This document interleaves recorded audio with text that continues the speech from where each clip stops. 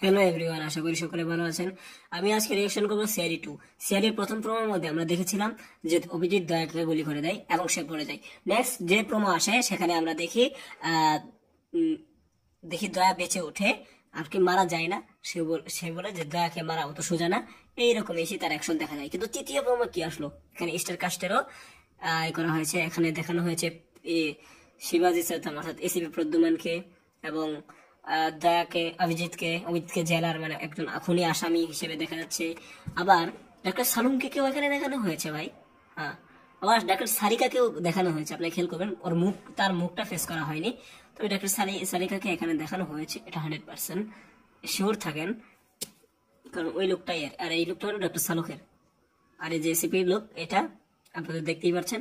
আর CD 2 খুব শীঘ্রই আসছে টিভি, আপনারা খুব শীঘ্রই দেখতে পারবেন আশা করি। তো আপনারা এই সিডি 2 নিয়ে কতটুকু এক্সাইটেড অবশ্যই জানাতে পারেন আমাদের কমেন্ট বক্সে। কমেন্ট বক্স স্বাধীনতার জায়গা। ধন্যবাদ পুরো ভিডিওটি দেখার জন্য।